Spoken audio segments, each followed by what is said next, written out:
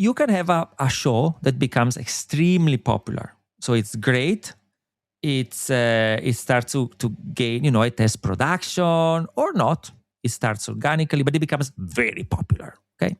But that's one bucket. It's the bucket probably every creator dreams, like, okay, my podcast becomes the next Joe Rogan, just to give an example. Okay, that's one bucket.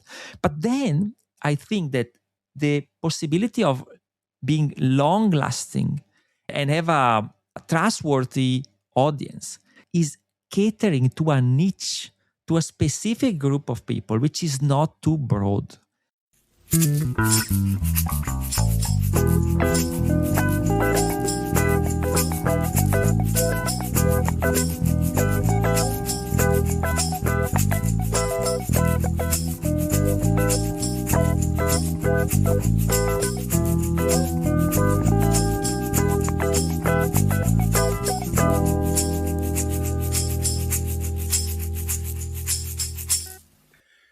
Hello and welcome to Pods Like Us. I'm Martin Quibell, known to my friends as Marv.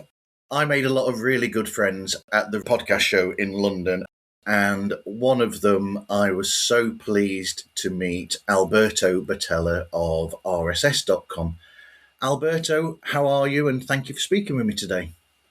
I'm very well. Thank you for inviting me. It was a pleasure, and it was a pleasure meeting you at the podcast show. As it was yourself.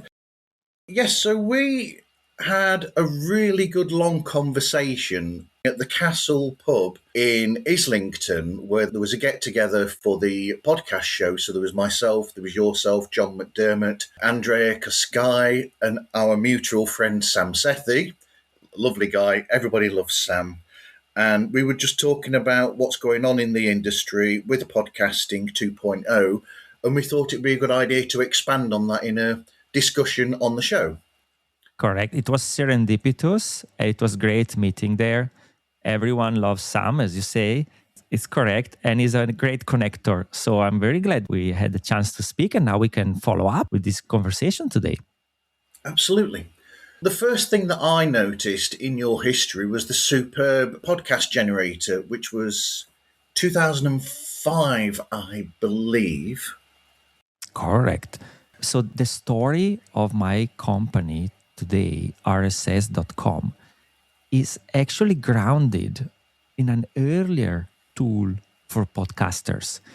And the story is I find it pretty nice. I may be biased, but the story starts in early years of podcasting. In the US, Libsyn had recently launched in those years. So podcast hosting was still in the and, the medium was still being defined. And what happened on the other side of the pond in Europe, right? Yeah. I was born and raised in Italy, and my undergraduate was in Italy in a university in the north called Bergamo. And at that university, there was a professor who had an idea. He discovered podcasting and said, we should do a university podcast. So I was his student. And again, this was December 2005. Yes. I said, what's a podcast? And when I realized what it was, I volunteered to build a tool that would make it easier to generate the RSS feed of a podcast. For anyone working in education, I was thinking about teachers, educators, people who may be technical, but also may not be so technical. So I thought, I'm going to take care of this. It's going to be my final project for my degree there in Bergamo. A literature degree, by the way. It's nothing to do with technology at the time. So that's how it started. And I developed the first version, very simple, very basic, and launched it in April 2006. So while in the US, podcast hosting, in the sense of commercial podcast hosting, was launched 1 or 2 years before, there was this small project in the heart of Europe for a small university in northern Italy. But once I launched it, because it was open source and at the time was on a platform called SourceForge, which is still there, but at the time was the main platform where you would download free and open source software. Because of that, it started to gain visibility very soon. So I started to see users from universities in the US, in many countries in Europe, and literally all over the world. I could see these installations of podcast generator popping up. Yes, I called it podcast generator. Yeah. I can go on for 3 hours with the story. So if you have any questions specifically, you tell me how to. Okay. It's such a long story. 20 years basically. This year it was the 20th anniversary. Yes. SourceForge, I know a lot about because my stepfather developed a relay software. Because when Linux came out originally, they were having some issues with relays on their programming. So my stepfather and his then partner in a company called Ryganon, they created this relay that made it work easier. And then they made that originally open source through SourceForge. And then they were contacted by Linux, who bought out that relay so that it could become part of the main software. So I know that from my own experience about that site. I think this is a great story, and a takeaway about that story, and perhaps our story too as a company, is that open source, free software, but also passion projects can eventually monetize. And this is the case. Podcast Generator was launched in 2006. I then left. I moved countries, still in Europe. I went to Spain. I did a master degree. Then I did a PhD. The bigger field was technology. And yeah, so I kept maintaining that project over the years. I maintained it for 13 years, initially on SourceForge, then I switched to GitHub. And I maintained it because people were using it. We know of at least 25,000 podcasts that used it and 500,000 downloads. It's difficult to have the exact data because there was no tracking mechanisms in a podcast generator, and it was deliberate. It was privacy first, you install it. So the only way I could see the installations was Googling basically the footer, text powered by podcast generator, etc., etc. But we did power over 25,000 podcasts, many of which were academic. There were a lot of churches as well, what we call today Godcasting. There were creators who at the time owned a simple hosting space anywhere and were able to install Podcast Generator. One anecdote I would like to talk about is that the installation requirements of Podcast Generator, they were minimal. Yeah. At the University of Bergamo, to develop this, I was given a hosting space with only PHP, Linux and PHP, but no database. Yes. So there was no MySQL, there was no database in general. So I relied on text files. Basically, when you uploaded an episode, I would have a text file corresponding to the episode with the metadata, title, description. And that was very basic. And in my announcement in April 2006, the first thing I wrote, and it's still there on SourceForge, that announcement said, I'm going to add MySQL soon. We are missing a database. I never ended up adding the database because it turns out that having minimum requirements without having to set up a database for the user segment of Podcast Generator, a professor, a church, it made it easier to install. It would be just a folder you would download from SourceForge. You would unzip in your web hosting space. And then with your browser, you would go to that URL, to that address, and you would just follow the setup. You would put the title of the podcast, a description, your user and password, and that's it. No database. And I guess the takeaway of building something open source and maintaining it as a passion project for over a decade is that in some cases, it can convert into something bigger. It can become even your job. And that's what happened with RSS.com. Absolutely. But not getting past the podcast generator for the time being, it was innovative in the fact that it made publishing your podcast a lot easier. So a lot of these people now that do podcast, it would have been really difficult for them because they don't do the tech side. It's a bit like when Claire Waite Brown talks about podcasting 2.0 and she's simplifying it for people. It's because of this with Podcast Generator. That's the beginning of making the whole world of podcasting easier, that you didn't need to have all that programming, because I had experience trying to do that with website design with PHP, trying to put sound on there and music on there and these things. It was not easy without having Podcast Generator initially, and then everything has stemmed from there. I agree that the problem that Podcast Generator solved for a decade, and especially in those early years, as one of the early podcasting tools or podcast publishing and distribution tools at the time, self-hosted, it was that it saved you time in understanding the technicalities of podcasting. Now, if you are technical, it's not so hard per se. No. You need to put an audio or a video file. Video was supported by Podcast Generator. Video has always been supported as a single download file, not as HLS like now. But video has been there since early years. So you would upload a media file somewhere online in a web space, but then you needed to create and update the so-called RSS feed. Yep. The RSS feed is what makes podcasting what it is today. It made it because it was open, because any application, directory, platform could use it to ingest podcast episodes. So this is what defines podcasting at the core. The point with the RSS feed is that it's not even programming, technically speaking. It can be considered programming, but truly, it's a semantic language. It's based on XML, extensive markup language. It's markup. So you basically say, open the channel. The channel is the podcast.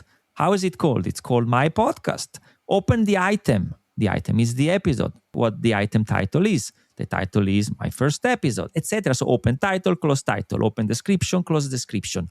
And then there was this tag that made a podcasting what it was, which is called enclosure. Yes. The enclosure tag per se consists of a URL, which is the URL of the episode.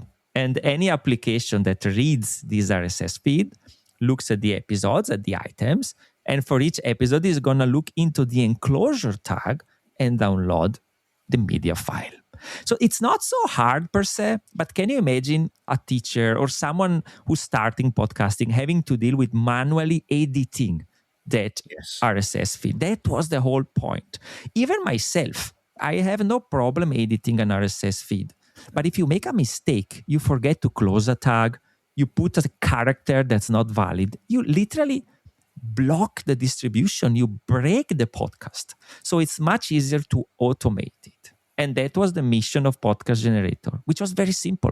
It was creating a podcast and uploading a new episode as if it was an email attachment. You drag and drop, you browse it from your local machine, and it takes care of all the technicalities under the hood. It made it so much easier to do that.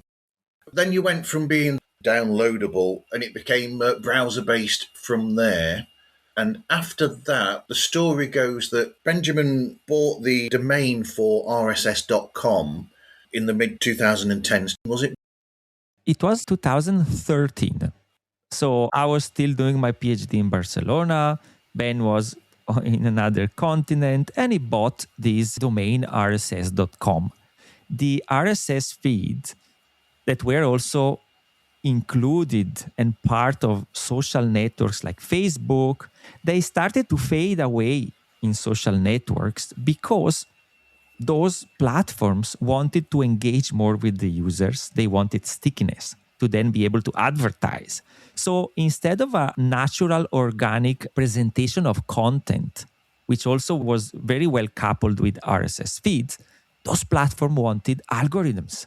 So if you like, I don't know, singing cats, I show you that. If you like watching funny jokes, then I show you funny jokes. And that's what's made social networks so powerful, social media so powerful, and also so dangerous. If you think about the conversations today with, teenagers and using these kind of platforms and how everything is biased, can be biased.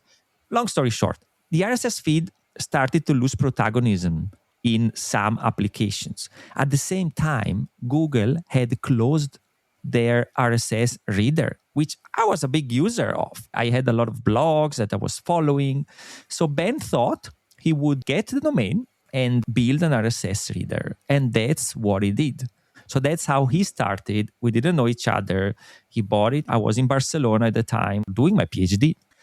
And Ben built this RSS reader using the domain rss.com. And you fast forward 2017, July 2017. Okay. And I received an email.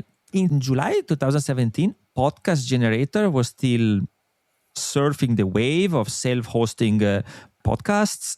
It was still active. It still had tens of thousands of users, active users. So Ben found it. Ben was looking for something open source to embed in his website. The reason being that people were writing to Ben asking, do you support podcasts? And after a few of those support tickets, requests, he thought maybe I should support podcasts. And that's how we met. We reached out, sent an email. And I remember the email very clearly because it was in English, Italian, and Spanish. So we speak the same languages. Okay. And it was a very short but nice email. And that's when we engaged for the first time. My first answer was, do you own a 3letter.com domain called rss.com? And he said, yes, I do. I said, wow, this is great. Let's talk. So that's how we met.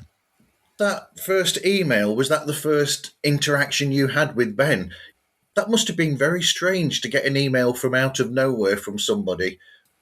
Let me give more context. It was not so strange because, again, Podcast Generator in its niche was pretty popular. Meaning there was a website which is podcastgenerator.net.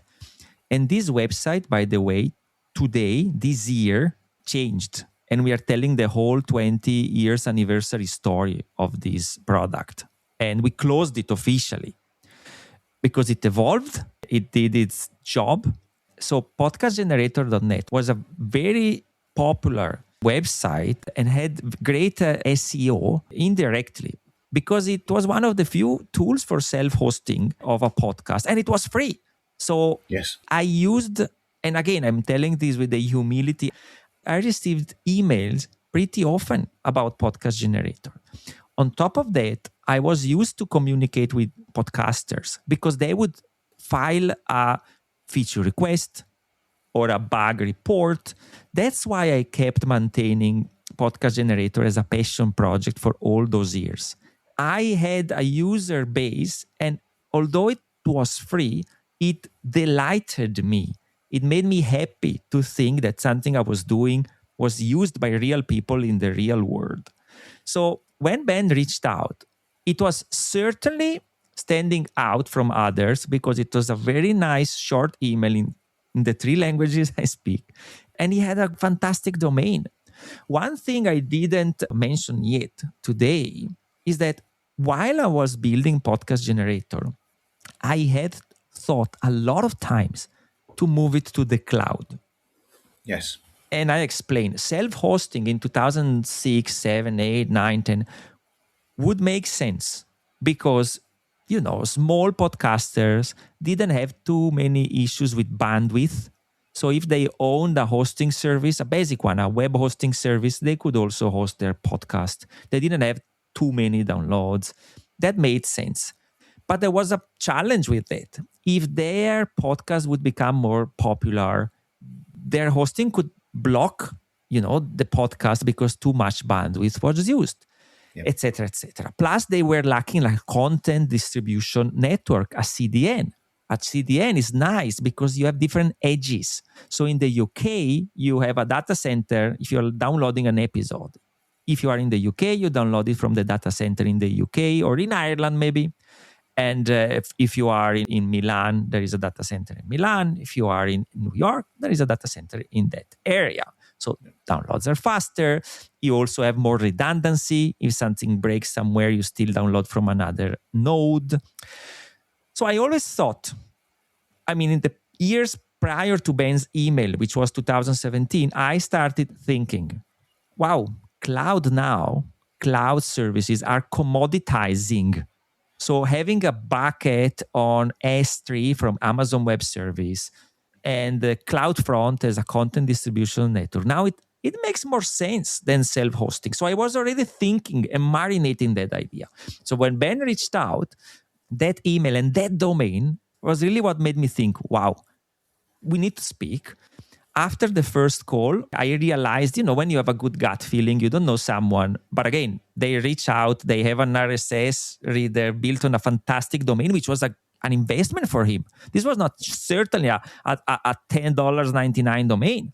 So it was an investment he made. So you could see it was a track record in how he cared about RSS.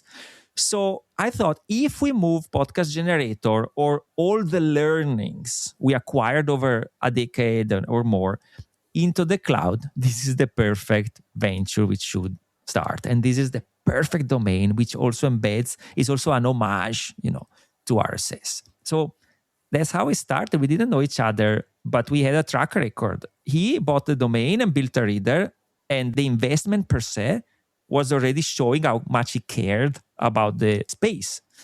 I had been building a free podcast hosting tool for 13 years.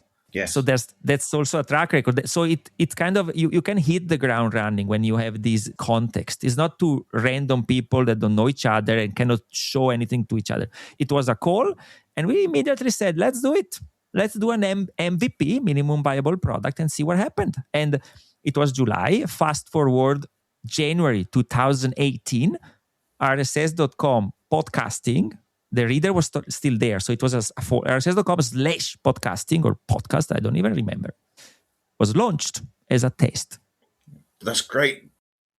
Then the interesting thing is there, because of the background that you both have, the development from then on of RSS.com and all of the things that you do and your involvement in Podcasting 2.0, which we'll get to as well, all of that is based on you're always listening to the user's needs and the podcaster's needs as to what to put out there, which, for instance, the call for geotagging in a sense, where people can tag where a podcast is from or where the podcast is based about.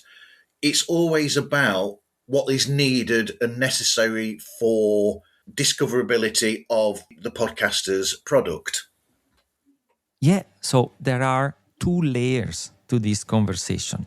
Okay. One is the past, meaning how RSS.com was launched and what was the rationale, what was the mission. And the other is today and the future, which is Podcasting 2.0. Yeah. You pointed out, you nailed it. You said that basically we didn't build our company, RSS.com, on what looks good on a roadmap. Yes. We built it on what users really need. We had indirectly conducted a user experience research with podcasters for over a decade. Just because that podcast generator was out there, Yep. I remember I had at least 600 between bugs, improvements, and features requests on SourceForge. Something on that ballpark. In over a decade, it makes sense. But 600 pieces of feedback on your software makes you somehow a bit of a subject matter expert in the product you're building, because you know what the actual user wants. It's not you sitting down in a cafe imagining a future roadmap and then having to validate it. So that's how RSS.com hit the ground running, without too much advertisement, a lot of organic work, paired with content. We had a blog initially already invested in content to give real value to a podcaster. They could land there. The domain authority is very nice also because we have worked a lot on providing good content. We have a team that works on that. That's RSS.com. So the first layer of this conversation was RSS.com was built not on an idea to be tested, but on an existing knowledge that was spanning over a decade with the specific niche of users you are catering to. And from there, that mission remained.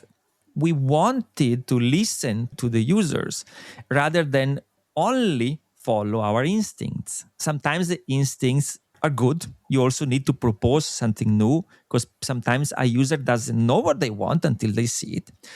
And here comes podcasting 2.0.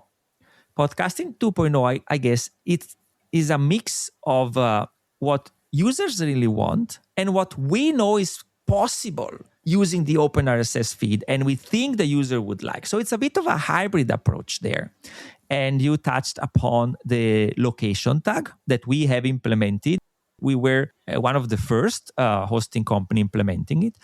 And as every other podcasting 2.0 tag, it needs to go to market first, and then we see how it is used. And also we need to make sure other hosting companies implement it. And to do so, we were very good in thinking that we couldn't do that alone. But we joined forces with other podcast hosting companies, with apps, and we meet regularly, even in person, at least a couple of times a year. We just met in London. We called this the Podcast Standards Project, and it's very much inspired to other standards consortia. For example, the World Wide Web Consortium, etc., etc. So we meet openly. We always share the outcome of the meetings in our blog. And yeah, we want to innovate in podcasting, and together this has much more impact than just in isolation. Yes, because going on tangent here again, and I'm trying not to go on too many of them. What you mentioned there, we were speaking about before we started recording, which is how all of these companies behind podcasting, there is no competition there at all. I think it's almost because of the independent feel that there has been with podcasting from day one. I think that helps matters there, where all these different companies, yourself and all these other businesses, and True Fans and all these other companies, they're all friendly with each other and trying to make podcasting better for the user. And like I said, I believe that's because of the independent camaraderie that's built into the whole history of podcast. I couldn't agree more. The, let's call it, podcast industry is made of very friendly people. And I think at the core, it's because podcasting is an open medium, is a medium with creators, and everyone talks about that. I cannot imagine a finance conference, maybe in the US, where all these where brokers, in different companies, they just do it the same. I could imagine them being a bit more private. Whereas in podcasting, everyone is really friendly and it's beautiful. That's what we really like of the industry.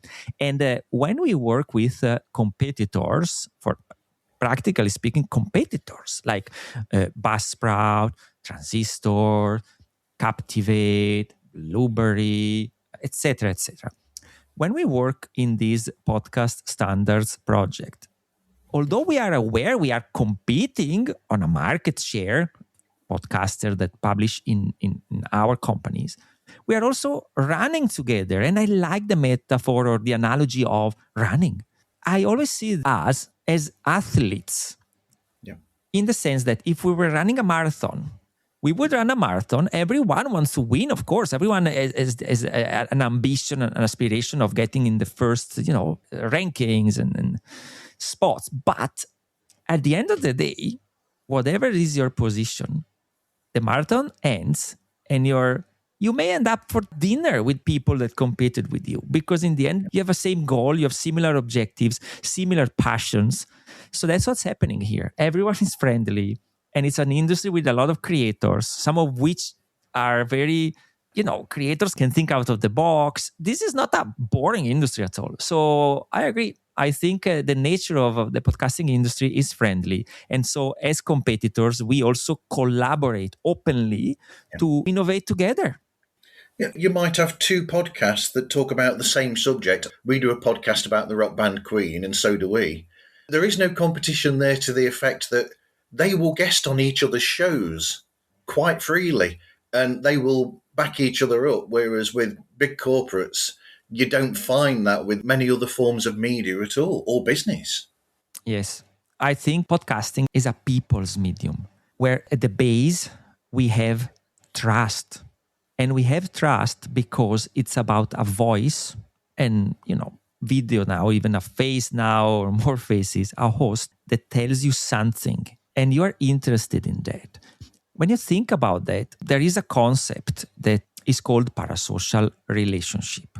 And it starts back in the 60s. It's a psychological concept. You listen to someone, I listen to you, Martin, and after a few episodes, you are a familiar voice. So I start to trust you unconsciously. I trust you like you are my friend. You don't know me. You don't even know I exist sometimes as a listener, but I know you.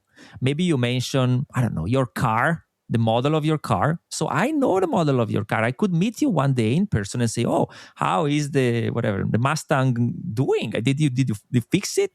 And you would even think, how does this person know about that? But it's because of that relationship. And that relationship, from a psychological theory based on observation, was also corroborated in the past decades of science through experiments. When you listen to a familiar voice, after a while, after a bit of repetition, you produce more oxytocin. Oxytocin is a chemical, is a hormone that is informally called the bond hormone. So the mothers, when they breastfeed their children, they have a higher level of oxytocin. They produce that. So you produce oxytocin when you listen to a podcast with a familiar voice. At the same time, proximity. To become familiar, a voice that's in your ears, it's so close to you and they're basically whispering in your ear. With repetition, this creates a bigger sense of trust, right? So even the mirror neurons, these are neurons in our brain that fire upon interactions with other human beings, right? Mirror neurons fire more often with familiar voices. So if the host of a podcast is laughing, our brain laughs. If the host of a podcast is sad, our brain is sad. It's so powerful. So podcasting is peculiar because it's a bond medium based on trust. But audio side of podcasting, with what you were saying there with emotions, that is interesting because whereas with a visual form, it's almost saying to you that this is what's happening and to be a part of it. With an audio version, and I think this is the magic of it, you feel that emotion because you are inside the conversation more, but also it allows you to respond accordingly how you feel, as opposed to being told to feel that way by another source, which you would find with television and with film, where they put like soundtrack on there to cause this emotion. And this is just natural reactionary emotion without the external force. That's one way to see that. And I explain. I personally prefer audio. And I prefer audio because to me, the beauty of podcasting is that I can be doing something else. I can be driving. I can be working out at the gym, washing the dishes, which by the way, I don't do very often. But just to give an example. So I can be doing anything and listening to content I love, to someone I really enjoy. Video is not a bad thing in podcasting. At rcs.com, we support HLS with Apple. We were one of the first batches of companies that support HLS. We already have onboarded selected podcasters and creators on our platform, on Apple Podcasts with HLS as well. We are going to be opening to more and more creators through a specific plan in the near future. So we have nothing against video, but I don't agree when someone says that video is the future. It's just one outlet of podcasting. And as you said, well, if I had to change it, change the conversation, shift it a bit more scientifically, right? There are more senses that compete with video. So the parasocial relationship occurs also with video. These theories from the 60s were also conceived from TV, not only radio. TV, you can have a personality, you can have someone on TV, you feel they're your friends. But with a podcast, Video works in some cases, but it's not necessarily needed every time, because once you are on video, more senses are competing, and there are some pros and cons. The pros is that if you have a nice setup and it's video first, then you can convey visuals, you could show, charts, you could do things more dynamically. But the con is that because you have so many stimuli versus just the auditory stimulus, the message could not go through as with audio only. How our brains are wired, audio is faster to be processed than video. And voice has been around since the beginning of times for humans, whereas even writing, they came so much later. And that's very important because we are really wired to immediately absorb the content of what a voice has to say. And so it's a very different circuit in our brain. I'm not saying that one is better than the other, but audio can be so powerful if well used. And that's what I love about podcasting. It's not mutually exclusive with video, but audio is really one of the main superpower of podcasting. Absolutely. Absolutely. Now, the next thing we're going to has been a hot topic for a long time. I enjoyed reading your article on rss.com where you were looking at the whole thing with using artificial intelligence in the world of podcasting. And I tried to summarize it in a few words, and I put basically from spell checkers to autonomous creativity. And your article that you wrote in there starts with the spell checker use all up to where we are now in the world with autonomous creativity. Now, we both agree that there is a place for artificial intelligence in podcasting. It's a useful tool for a variety of things. But the question comes with the autonomous creativity to me personally. So, artificial intelligence in podcasting, how do you see it developing from now? And I have a little bit of news as well from this. I don't know whether you know this.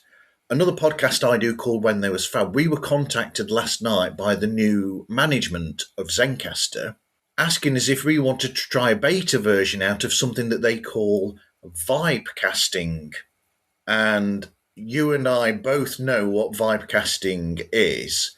And I'm not a particular fan of the whole idea of let's put a title in of an episode and then leave that software to create an entire series based on that, which is what vibecasting is. So very quickly, and I've gone on too long here with this introduction, what do you see as being the way we're going forward with artificial intelligence? We have to accept that we have these new AI tools. Yeah. And I think we are at a peak now of usage because of the novelty. My prediction and hope is that then there's going to be a valley and we are going to use them as tool to really improve, enhance our content rather than to blindly create things that often can be perceived as slop. If we take a step back, so I didn't know about, it's a fun anecdote you're bringing up. And, Notebook LM by Google does something similar, but I can imagine in your case, they can clone your voice. Can you imagine, a pipeline where you clone your voice, you generate a script and you just, push out these random episodes or whatever episodes, and it's not really you. So you mentioned the spell checker in my article, and that was, again, another analogy. It was mid-90s, and I was in high school at the time, really, that computers, not many people were writing homeworks, basically, with computers. Not everyone, at least in rural Italy, where I was. And the teacher discovered that I had a spell checker in the computer. He didn't even know. So we had to discuss with the class and say, what are we going to do with this? Are we against? Are we pro? And it was a debate. I think it was clever because we ended up saying, you know what? As long as you are transparent, as long as we know that with a computer you have a spell checker, we think a spell checker is just a powerful vocabulary. So, you don't have to open it physically. At the time, you had a vocabulary. If you didn't know how to spell a word in Italian, my native tongue, and then, you open it, you check, you make sure the double letter, whatever accents. Yeah, so that's what happened. We said, okay, we accept it, but let's be transparent on that. So that's the whole point My argument with AI is that it's here to stay. And I'm actually excited about some outcomes. Ben and I have a US patent approved about AI for advertisement. Instead of a host reading all the ads, you clone your voice with your own consent and you just read all these variants of an ad, like "Good morning, London," "Good afternoon, Mumbai," et cetera, et cetera. You can do that programmatically with just a tool. So we're not against AI. We embrace AI.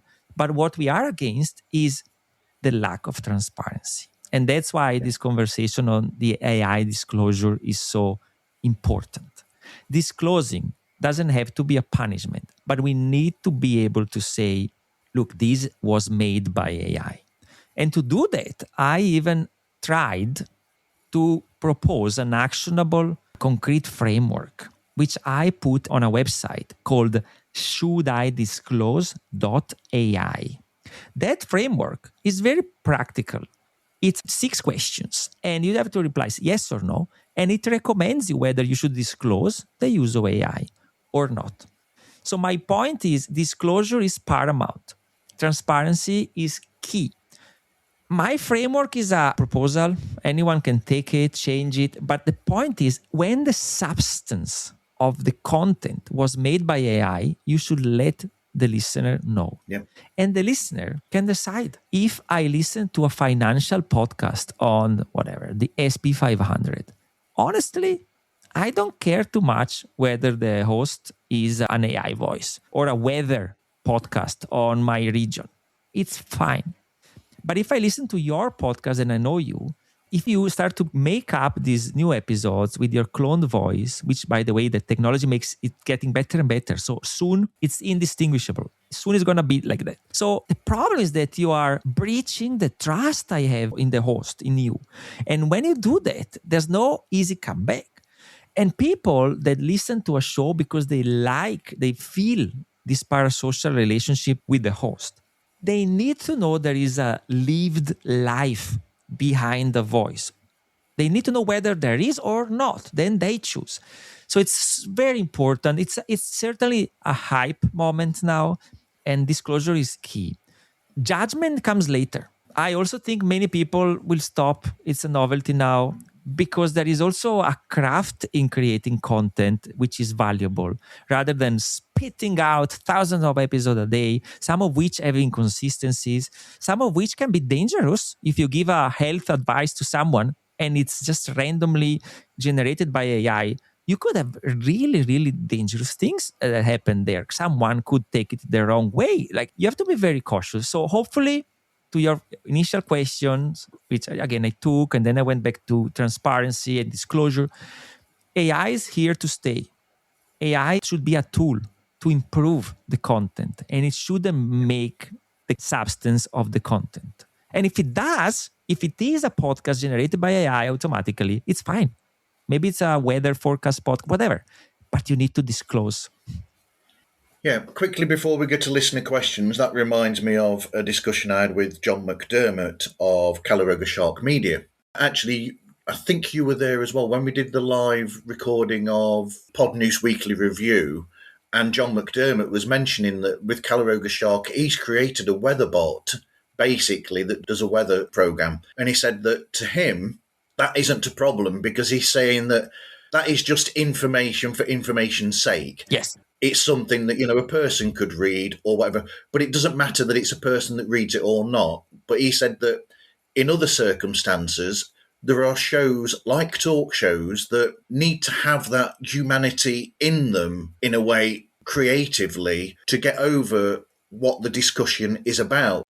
That is the way to look at it. And you hinted at something there where we were both in that talk towards the end of the podcast show, which was about AI, with everybody's favourite person of the year, Janine Wright from Inception Point AI, where Dan, who is a medical professional, does a podcast about medical work. And he brought out to her that they've got a podcast that puts across that this person who is an AI, and none of it has any human interaction. And he was saying it's full of inconsistencies, some dangerous suggestions for people as well.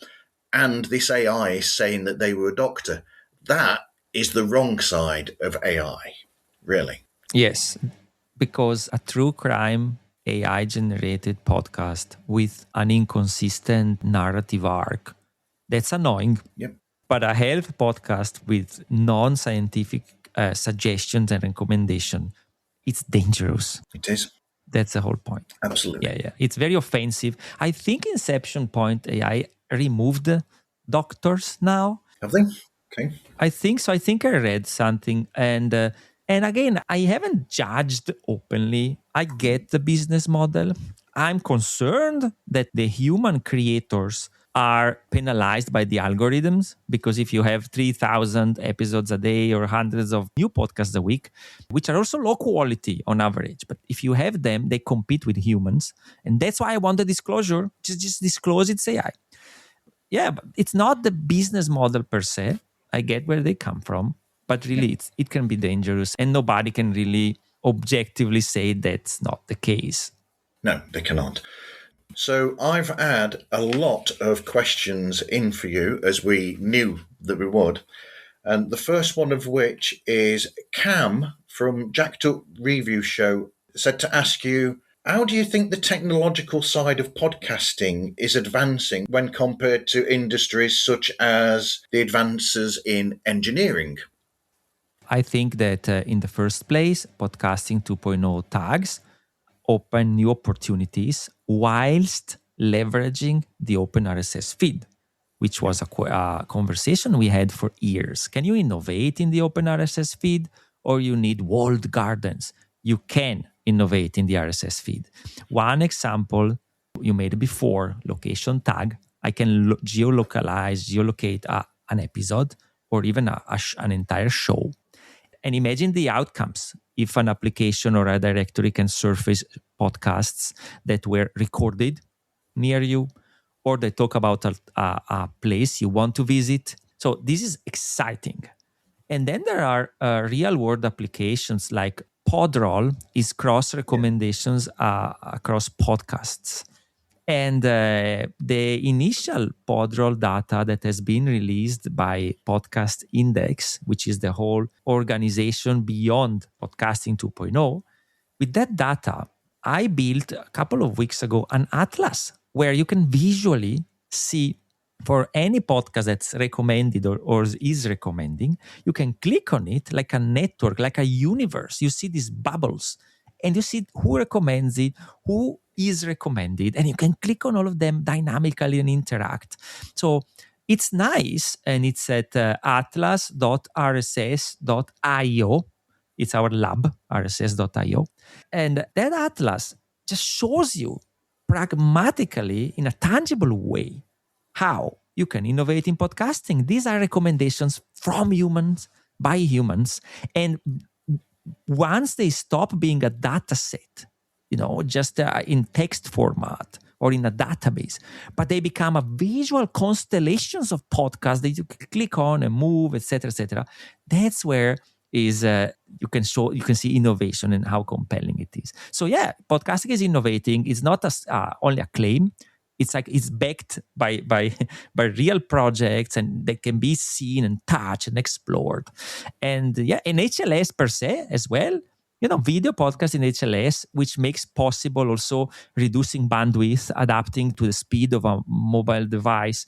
This is innovation per se, and it's fully compatible with the open RSS feed. So that's where we are going. We are certainly innovating, especially after a few years in the middle, where there was not much going on. So this is the exciting time for podcasting. Absolutely. Gil from the Mindbuzz podcast said, the barrier to creating content has never been lower, but attention has never been harder to earn. In your opinion, what separates a podcast that will stand the test of time and still be around in 10 years from the ones that disappear? It's a great question. I have an opinion because we thought a lot about it at rss.com. And there are two, if we had to oversimplify, right? There is a spectrum. A podcaster can fit into a spectrum. You cannot really put someone in a bucket or another bucket. But you can have a show that becomes extremely popular. So it's great. it starts to gain, it has production or not. It starts organically, but it becomes very popular. Okay, but that's one bucket. It's the bucket probably every creator dreams, like, okay, my podcast becomes the next Joe Rogan, just to give an example. Okay, that's one bucket. But then I think that the possibility of being long lasting and have a trustworthy audience is catering to a niche, to a specific group of people, which is not too broad. On rss.com, we even launched a plan which is completely free. So it's at a loss for us. It has all the basic features. So you can have as many episodes as you want. We don't delete them after a while. We don't limit them. We hope you eventually grow enough to buy a plan so you have more features, premium features, but you can still use the free plan. And it's called Free Local and Niche, FLAN for the friends. And the reason is that we want to foster this local and niche podcast. So you start and you target a community, which can be a local community in your hometown. It can be the Linux community, the open source community. It can be anything you want to be. But the more niche and the more, selected is your target addressable market, the higher the chance that your listeners are going to be long-lasting, are going to be there for you, rather than something very generic that doesn't really resonate with everyone specifically. So a niche podcast, and the niche can be as big as you want, again, hometown or a big community. But niche is the key to have more chances to last longer and gain an audience that follows you and doesn't just drop after a couple of episodes. I was speaking with somebody who does a podcast called There's a Place, and their show is particularly niche about buildings and premises from the history of the Beatles. And I think that's really niche. Yes. That's got a long-lasting ability in it, in my mind, because nothing else will go to that sort of level of magnification, for want of a better word.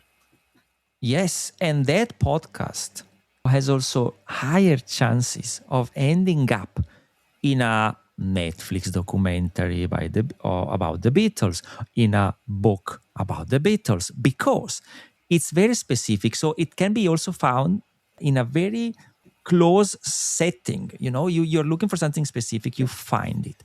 If someone has a generic podcast and has one episode about the places of the Beatles, it's going to dilute. It's not going to be found more, as easily. So that's the point. So not only the audience is going to be there, but also you have more opportunities to end up being popular for the specific topic you're talking about. Absolutely. Phil Better from the podcast Mogul's Playbook asked, what do you foresee being the changes in the marketing of podcasts? Well, I guess, so for me, the changing, so there is advertisement that's always there.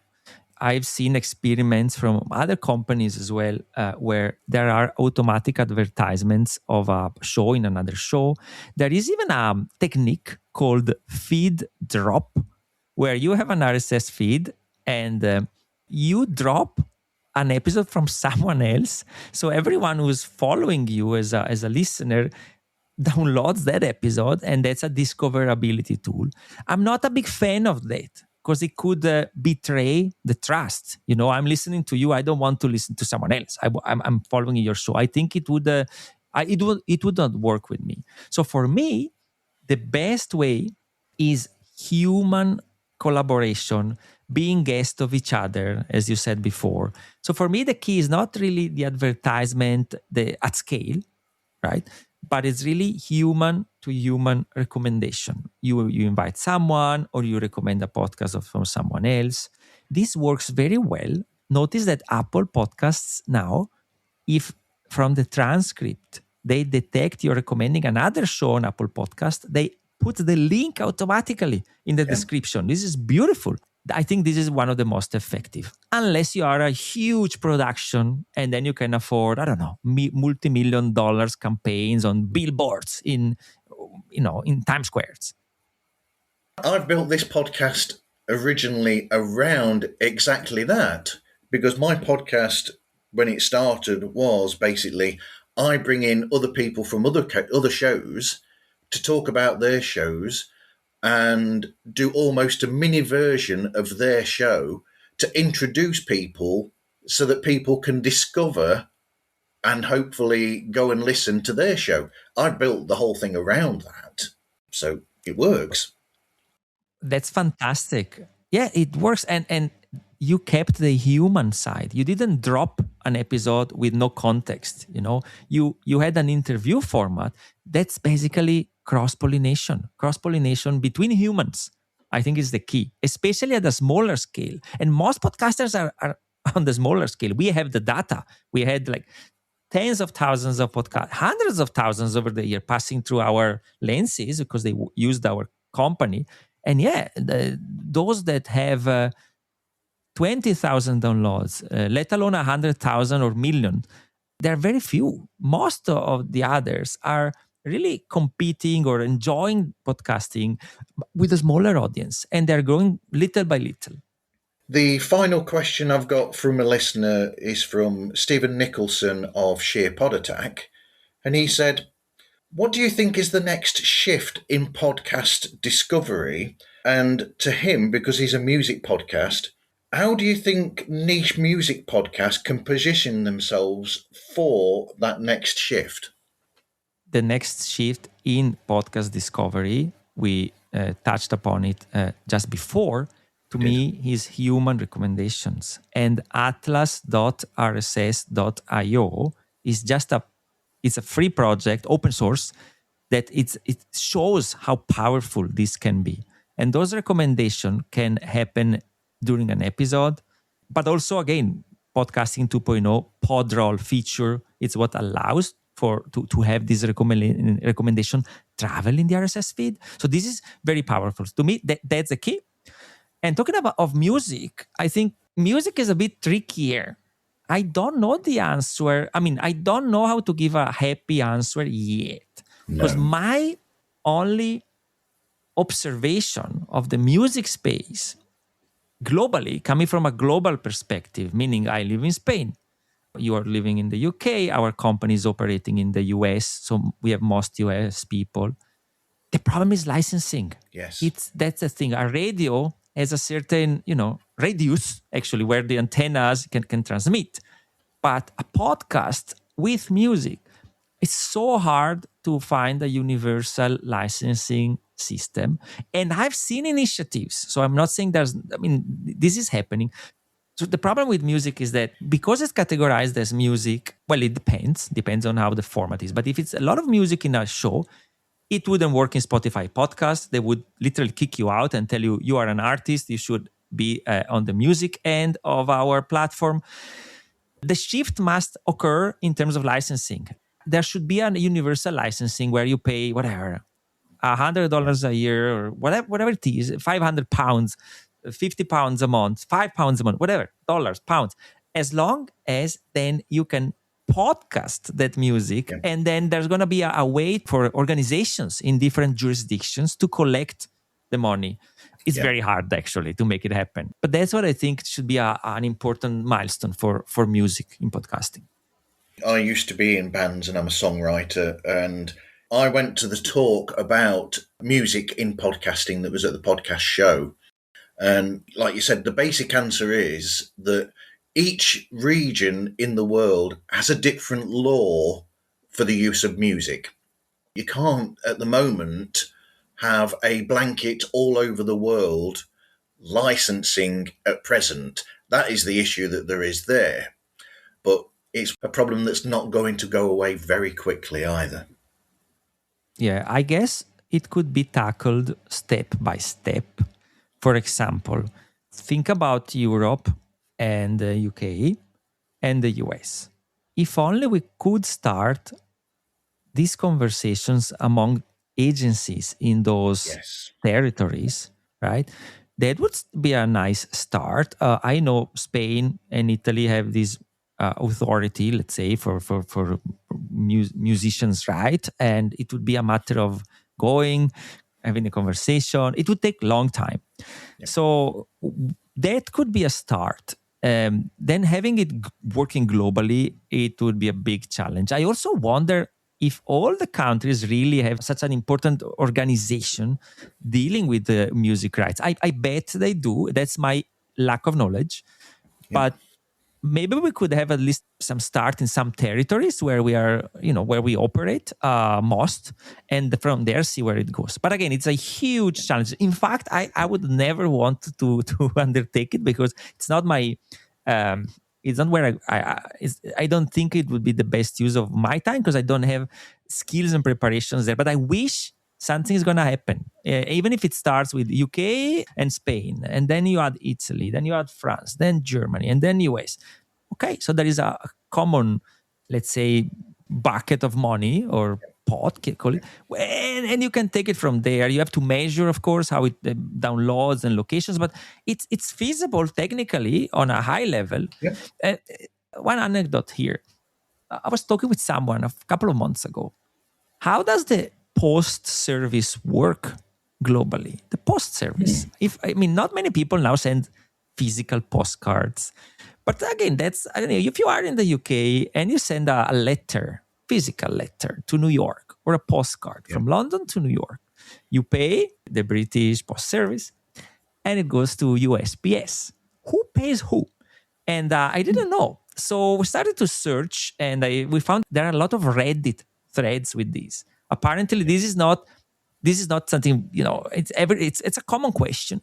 And it turns out that all these post agencies all over the world, they keep track on an Excel or huge, very simple database, and they meet once a year. That's according to what I read on Reddit. So again, to be verified. So they meet once a year, and they basically say, okay, you owe this to me, I owe this to you, and they exchange basically the money they owe to each other. Why can't we do something like that with music? If it happens with letters and postcards? Yes, absolutely. I do this thing where I still have a 4-track tape recorder that I use and have used to record music on for 40 years, definitely. And there's this movement that we've got where one of us will record one thing. So I might record a drum pattern on one of the tracks, one of the 4, or a guitar or something.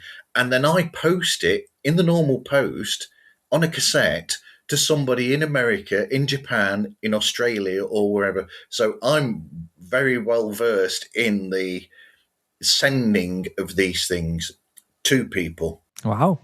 One of my suggestions would be for the music situation, and a simple way around it, but nothing is ever simple with this sort of thing. I think that if somebody could make it that you have a group, distributors, for instance, who watch how shows go, where they go into different territories and things, and take note of that. If there was a department available that was keeping track of this, and you made the music a part of it so you could actually have music in there or music clips, then there's the potential there for maybe having the resource to discuss with those local areas, like the PRS in the UK who control music rights, and you've got ASCAP in America and all of these things. That's a possibility where you would have then that company who distribute would have that list to be able to contact and say, oh, these shows, they've gone into your region. We will pay you this much for it being there, and you this much for being in this territory. That's an easy workaround, but I say easy, but nothing is ever that easy. Just a suggestion off the top of my head. Yeah, it could also be based on self-assessment, in the sense that some podcasters, there will always be people that don't comply, either out of lack of knowledge or because they don't feel like at their scale. So similar to software, in the 90s, maybe people were pirating Windows. Many people, not the corporate one, but I can imagine many people having their pirated copy because they didn't pay. There was one pair. Microsoft was not really looking in the single homes to see, in the end, they closed an eye, etc., etc. But the point is, same with music. there will be people that want to put music out there and they don't care about licenses. And if they get caught, they take the consequences, which can be removal, can be a fine. But there's going to be a lot of podcasters that just want to do it right, but they don't have the tools. For those podcasters, an organization where you can literally download a report from your hosting company, for example, where you know for each episode which music you played for how long. That's easy. You can do it. We can build something like that for RSS.com. And in which territory those episodes were downloaded. Then with that report, there would be an automatic calculation of of what to pay. And instead of paying on demand, which you never know what's the cap, maybe you pay $100 a month, just to say a random number, and they take care of distributing at your scale the money to the various entities. So why it's like, taxes. When I do my own taxes, you do your own taxes. You can have a tax accountant, but you have to tell them or declare also. You have some things which are if you open an account in a stock exchange, you have to download the information and documentation, send it to your accountant, to take care of it. So it's based on trust as well, right? On self-declaring. So why can't we do that? I download. So if I want to do to the best of my knowledge, do the best I can, I pay a license, generic, to a company which also sustains that company, and then every month or every year, I download all my episodes, the geolocation from where they were downloaded, IAB compliant. So there is a standard there. It's not random numbers. And based on the music that was in each episode, they just take my $100 per month and they share it to the agencies. That's doable today. It's actually a good business model. If someone wanted to start this, I think it would work. So do I.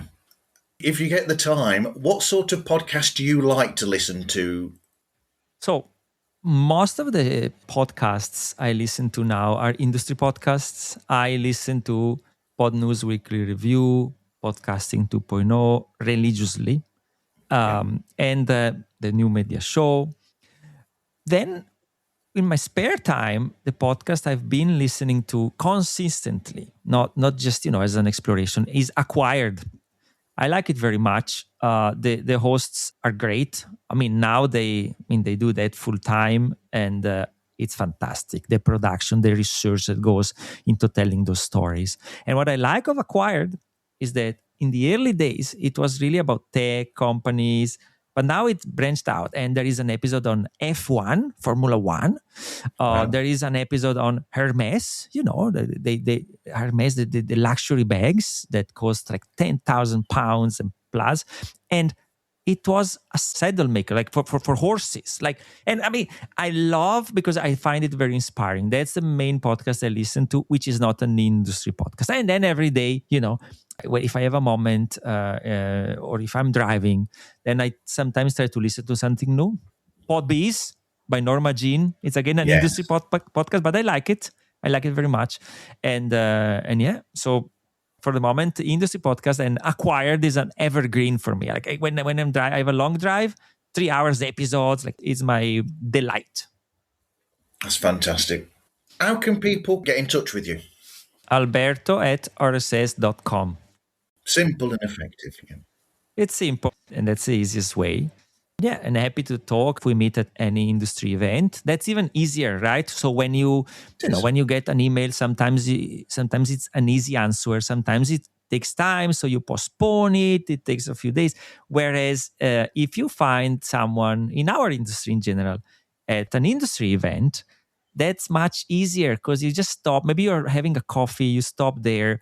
And I think it's that this human-to-human interaction, face-to-face interaction, is very powerful, which is what happened to us, right? The Castle Inn. It did. Thank you for speaking with me today, Alberto. This was fun. It was great. Thank you for having me. It was a pleasure. Thank you very much. Pods Like Us is available anywhere that podcasts can be found, and all of the links to the social media and email are available on the opening page of themarvzone.org. The show is distributed and sponsored by rss.com, and we thank them for their support. Please rate and review the show on the platform that you are listening or viewing the episode on. All feedback is gratefully received, as it helps to know if there is anything that needs to be looked at. Thank you for listening, and I hope you listen again to another episode of Pods Like Us.